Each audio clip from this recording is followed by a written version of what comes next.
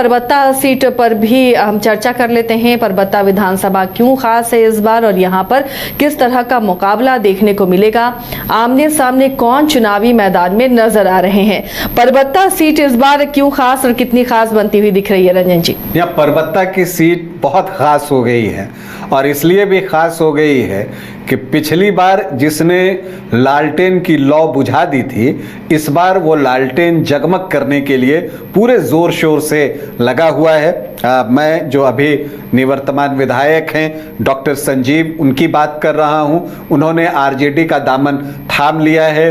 पिछली बार जेडीयू के टिकट पर यहां से चुनाव जीते थे, लेकिन उनकी नाराजगी पिछले कुछ समय से थी और इस वजह से ये संभावना व्यक्त की जा रही थी कि वो जो हैं पाला बदल सकते हैं और अंततः जो है जब उनको लगा कि जेडीयू उनको फिर से प्रत्याशी बनाने नहीं जा रहा है तो उन्होंने जो है आरजेडी का दामन थाम लिया।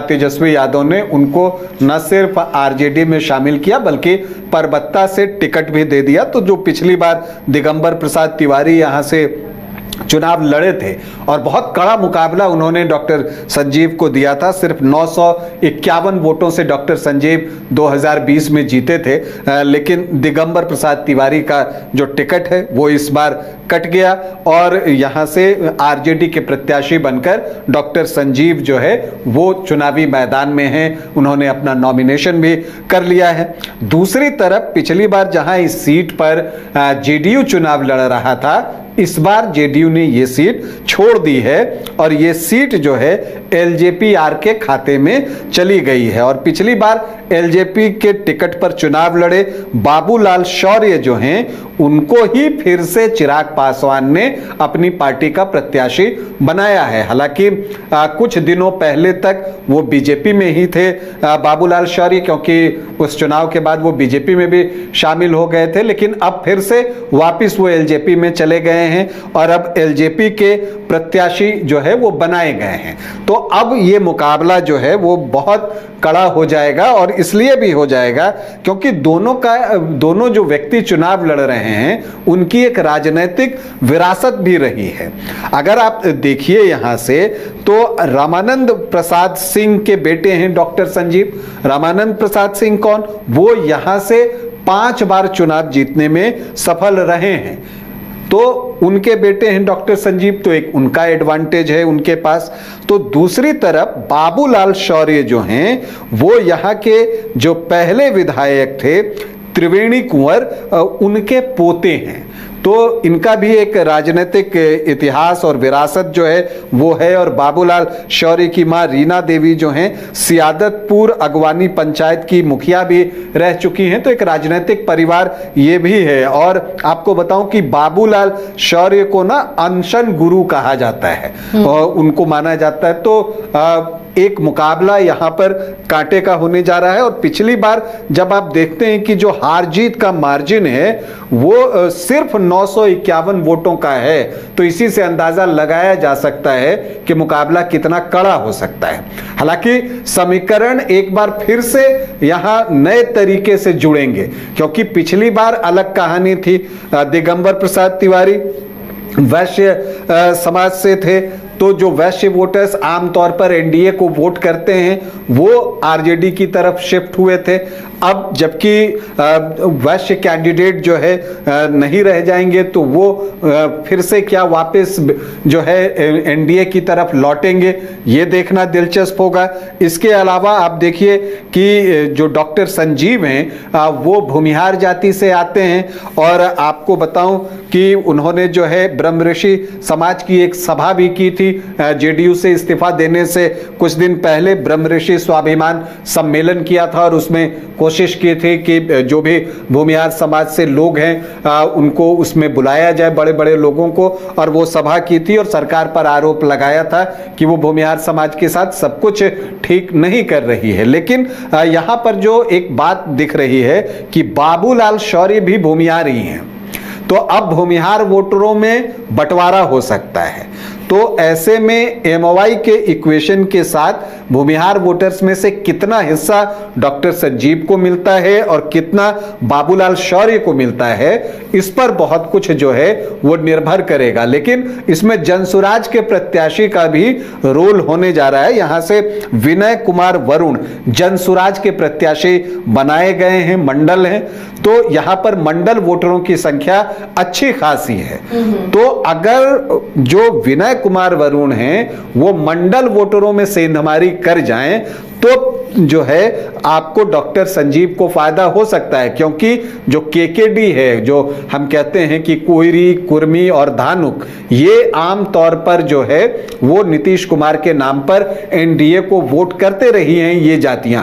तो ऐसे में अगर मंडल वोटर्स में जो है एक सेंधमारी कर पाते हैं विनय कुमार वरुण, तब डॉक्टर संजीव के लिए जो है थोड़ी आसानी हो सकती है। लेकिन मुकाबला यहां पर बहुत कांटे का होगा, जैसा पिछली बार देख कर लगता है। लेकिन तब एक चीज आप देखिए कि मार्जिन इस वजह से भी कम था कि जो बाबूलाल शौर्य थे वो भी 6.25% के आसपास वोट लेकर आए थे, 11,576 वोट एलजेपी से लड़ते हुए।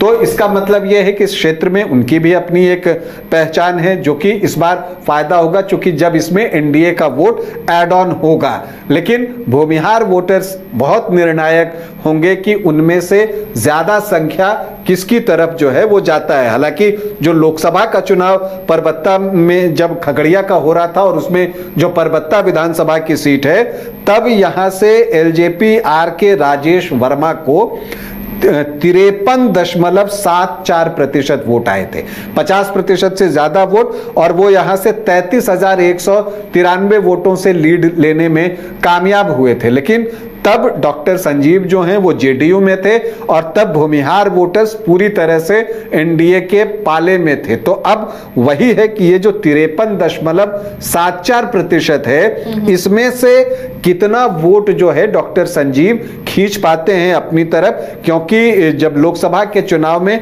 सीपीआईएम ने यहां से कैंडिडेट दिया था, उनको 35.32% वोट आए थे। तो अब इस 53.74 में से कितना वोट भूमिहार वोटर्स खास करके अपनी तरफ डॉक्टर संजीव खींचते हैं, उस पर बहुत कुछ निर्भर करेगा। और निर्भर करेगा कि जो जनसुराज के प्रत्याशी हैं विनय कुमार वरुण, वो अपनी जाति के वोटों में कितनी सेंधमारी करते हैं और कितना वोट लेकर वो आते हैं। अगर आप यहां पर अगर देखें तो जो यहाँ का जातीय समीकरण है उसको आप देखिए तो अनुसूचित जाति के 6.96% वोट है, मुस्लिम वोटर्स यहाँ 11.8% हैं, तो वो संख्या अच्छी है। और यादव 14 से 15% के आसपास हैं। तो जो एमओवाई का समीकरण है वो 27 से 28% के आसपास है। राजपूत 3 से 3.5% हैं, भूमिहार 15.5 से 16% हैं, कोई इसे 17-18% तक भी कहते हैं। ब्राह्मण 4 से 4.5% हैं, तो सामान्य जाति के वोटर्स 22 से 23% के आसपास हैं। कुशवाहा 9.5 से 10.5%, चूंकि परबत्ता वो विधानसभा क्षेत्र है जहां से सम्राट चौधरी भी जो है चुनाव जीते हैं और उन्होंने जो है यहां से 2 बार जीत हासिल की है, 2000 में और 2010 में। तो यहां पर कुशवाहा वोटर्स की संख्या अच्छी है, 9.5 से 10.5%, कुर्मी 5.5 से 6%। तो ये जो है 16 से 17% जो है ये वोट पहुंचता है और एनडीए जो है इस वोट को अपनी तरफ करना चाहेगा। इसके अलावा वैश्य वोटर्स भी यहां 10 से 11% हैं, जिसका कि बड़ा हिस्सा पिछली बार जो है आरजेडी की तरफ गया था। तो ऐसे तो आप जोड़ें तो आपको लगेगा कि एनडीए के वोट 50 के करीब आ जाते हैं, 50% के। लेकिन इसमें से भूमिहार वोटर्स जो हैं, जो 15.5 से 16% हैं, उसको जब आप घटाते हैं तो मामला जो है वो आपको 35% के आसपास जो है वो आ जाता है, 33 से 35% के बीच में। लेकिन ऐसा नहीं है कि भूमिहार वोटर्स एक ही तरफ जाएगा, यहां पर दोनों तरफ वो जा सकता है। तो इसमें बड़ा चंक कौन निकालता है? 33.5 में वो ऐड ऑन होगा। और दूसरी तरफ अगर डॉक्टर संजीव को देखिए तो एमओआई जो है वो 26 से 27% है। अब 16 से 17% में से वो कितना बड़ा चंक भूमिहार वोटर्स में से निकालते हैं, इस पर जो है बहुत कुछ जो है निर्भर करेगा। लेकिन जो इससे भी महत्वपूर्ण है, यहां अदर ओबीसी ईबीसी जो हैं वो 17 से 19% के आसपास हैं जो परिणाम पर असर डालते हैं। तो वो वोटर्स किस तरफ जाएंगे वो एक जो है परिणाम को तय करेगा। तो इसका मतलब ये हुआ कि परबत्ता में डॉक्टर संजीव जीतेंगे या बाबूलाल शौर्य जीतेंगे, वो कुछ चीजों पर निर्भर है। उसमें पहला तो यह है कि भूमिहार वोटर्स का बंटवारा किस तरह से होता है, किसे कितने प्रतिशत भूमिहार वोट मिलते हैं, इस पर निर्भर करेगा। दूसरी बात, जो अदर ओबीसी ईबीसी 17 से 19% है, उसमें से बड़ा हिस्सा किसके पास जाता है, उस पर परिणाम निर्भर करेगा। और परिणाम इस पर भी निर्भर करेगा कि जन स्वराज के प्रत्याशी विनय कुमार वरुण अपनी जाति के कितने प्रतिशत वोट लेकर आते हैं। तो परबत्ता में एक बार फिर से मुझे लगता है कि कांटे का मुकाबला होगा। लोकसभा चुनाव जैसा बिल्कुल वन साइडेड मुझे नहीं दिख रहा है। डॉक्टर संजीव जो है चूंकि अपने क्षेत्र में लोकप्रिय भी हैं, अपनी जाति में भी बहुत लोकप्रिय हैं, तो इसका एडवांटेज जो है उनके पास है। प्लस एक राजनीतिक विरासत है यहां पर, आपको उसका भी एडवांटेज उनके पास है। तो इन सारी चीजों को देखते हुए डॉक्टर संजीव जो हैं उन्होंने दावा भी किया है कि वो कम से कम 50,000 वोटों से चुनाव जीतेंगे। तो अब देखना है कि किनके दावे में कितना दम है, क्योंकि अब जो है चुनाव की घड़ी नजदीक आ रही है और जनता अब हर चीज का जो है हिसाब भी मांगती है और जनता एक एक चीज सोच विचार कर ही वोट करती है। तो अब दोनों में से चाहे वो डॉक्टर संजीव हो या बाबूलाल शौर्य हो, जनता को बेटर तरीके से कौन कन्विंस करता है, किसके वादों पर जनता विश्वास करती है, इसी पर परबत्ता का परिणाम निर्भर करेगा। तो ये परबत्ता की जंग थी कि परबत्ता में कौन बाजी मारेगा, इस पर हमारी भी नजर बनी हुई है। बहुत दिलचस्प मुकाबला यहाँ पर भी नजर आ रहा है। बिहार विधानसभा की हर एक सीटों पर मुकाबले को लेकर हम हर दिन हाजिर होंगे और बताएंगे कि वहां पर समीकरण किसे फेवर करेंगे, मुकाबले में कौन बाजी मार सकता है। तो देखते रहिए आप न्यूज़ 22 को। फिलहाल इतना ही, हमें दीजिए इजाजत।